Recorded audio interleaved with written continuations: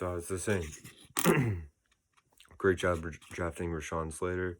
You've got Balaga, so those are two like hopefully like serviceable slash decent tackles. They got Ode Ibushi, who's a good guard, and Corey Linsley, also another good center. Aaron Rodgers is center for a while. In terms of their weapons, they got Keenan Allen, top 10 wide receiver, perennial, all pro candidate, just absolute beast. I don't need to talk a lot about Keenan. I mean, he's just a monster. Makes so many receptions, so clutch. Probably the best route runner in the NFL, maybe. Just an awesome player. Mike Williams showed some flashes. He'll be their second best wide receiver. And then they signed Jared Cook, and they've got a breakout candidate player in my mind in Donald Parham Jr. Showed some flashes last year.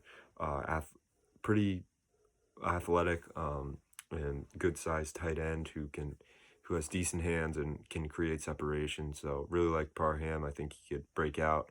And then of course they got the boy back, Austin Eckler.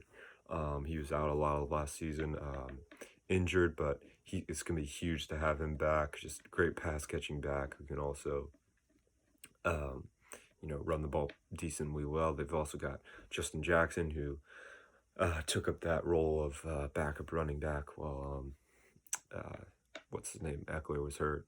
So hopefully he can do a good job. Again, this is a weak division, so like the Chargers finishing second, I don't think they have a chance at the playoffs. Really, hate to be pessimistic. Maybe they could, but I don't know. They need to. They have a chance, I guess, maybe to make the playoffs. But they just have to have a pretty good season. And they got to be consistent, and that's the main thing. When they go 4-10, or I don't know how many, they didn't win very many games last year, and they got to be more consistent. But yeah, that's my Chargers preview. I like them; they're headed in the right direction. And if they don't make the playoffs this year, it'll probably be next year. But nothing but good things in front for them. In third place, I have got the Las Vegas Raiders. So this franchise is just an absolute mess. They have no idea what they're doing. And Mike Mayock's an idiot. Mayock just has no idea what he's doing. Is Gruden a good coach? I don't know. I mean, like he hasn't had a winning season, I don't think, yet, since being back in the NFL. He may have gone like 8-8. I do think like having Carr as their quarterback is kind of drags them down at times. Carr just has to be their quarterback because of his contract. They can't really dump it, and they can't buy him out. So he kind of just like has to be their quarterback, and he's like maybe a top 15. I get he's probably yeah, I don't know. Maybe he's a top 15 quarterback. He's just like not that great. But my main issue with the Raiders is, and this is right when Mayock comes in, is it's always in the draft. They always make the pick that's like, oh, I'm smarter than you. And I've talked about this a million times, but let's talk about it again. There are several thousand examples of this. Cleveland Farrell, they take him with the third or fourth pick or something in front of Bradley Chubb, who, again, this is a I'm smarter than you pick. Yeah, we thought Farrell was the better player. I mean, pretty much everyone and their mother thought Bradley Chubb was better, but yeah, we went with Cleveland Farrell, and he's been a disaster. Then they take Henry Ruggs instead of Jerry Jeudy and CeeDee Lamb. Like, what? Like, are you serious? I mean, it's just like, oh yeah, well, we did our evaluations and we thought Henry Ruggs was better than both of them. Oh, and they thought he's better than Justin Jefferson too. Let me throw that out. So, and then Damon Arnett. I mean, this guy was literally graded as a third-round cornerback, and the Raiders took him in the first round. And he was horrible last year. He was literally the reason why they lost the game against the Dolphins. Like, terrible. It's like, and then this year, they draft Leatherwood in the first round when everyone has him going in the second round. Now, I know it's, arbitrary when I say like, oh, well, people thought, he was like, Tom Brady went in the fifth round and he's the greatest player of all time, and maybe he should have went in the first round. Yes, but at the same time, like, you just have to look at like when you keep making these picks that are just like not, expected and they keep missing, clearly you're doing something wrong, right? Like if you're taking Henry Ruggs instead of CeeDee Lamb, Jerry Jeudy, Justin Jefferson, like come on, what are we doing here? Like if we're taking Damon Arnett instead of like if we're taking Damon Arnett in the first round when he's a third round cornerback and he struggles all year this year, like what are we doing here? It's just really disappointing. They can't draft. They really can't draft. And then this offseason, I'm sure they're just chilling, hanging out in their, in the office, and they just say, "Hey, let's just tear down this offensive line." They had a really good offensive line last year. Um, and they just kind of tore it down. They got rid of Osemele, or no, not Osemele, but they got rid of that that center, and I can't remember his name, and it's so annoying, but they basically just cleaned house on their offensive line and cut everybody. And that's bad. And some of that has been reflected in Carr's projected numbers. When he faces pressure, he's just not as good. And I know that's really sounds really stupid, but that's why a lot of people are predicting he's going to have a bad season, is because his offensive line is a lot worse. And he's not going to be as good. They still don't have a after like 4 years of John Gruden, they still don't have a mediocre wide receiver. Henry Ruggs is their number one wide receiver. He's like okay, he's fine, but he's not like a number one wide receiver on a team. They have Hunter Renfro, who's like fine, like poor man's Wes Welker. Brian Edwards, I have no idea who the hell that is. And then Willie Snead, who's like okay, I mean he's like fine. They have Darren Waller, who's an absolute beast, absolute monster. So he'll be a good target for Carr. And then they have Jacobs and Kenyon Drake, which is a great running back duo. But you tear down the offensive line, that really didn't make sense to me. I guess it was the shed salary, but like when you have a good line, I don't really know why you just take it down like that. When an offensive line is your strength, like you gotta embrace that, because that's good. Like you want a good offensive line. Simple as that. The thing that raises question marks mainly for me, I mean their offense is fine.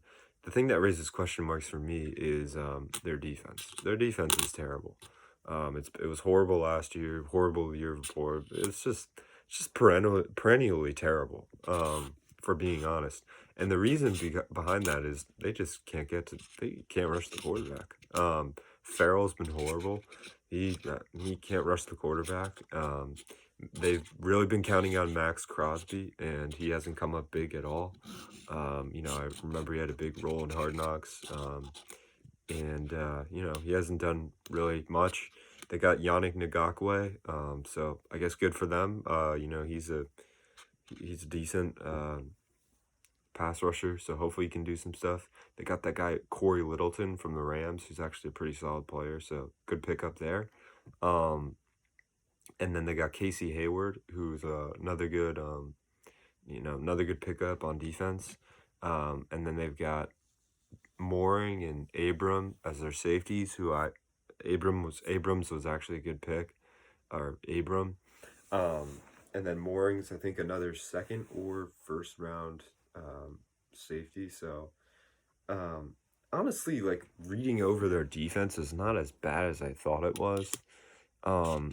But I don't know, like maybe they could finish second, but they're just so poorly run. It's really sad. Like this team could be so much better than it actually is. And I don't want to go through like the hypotheticals of like what it could be, and I could do that, and I would be right, but I'm not really gonna do that.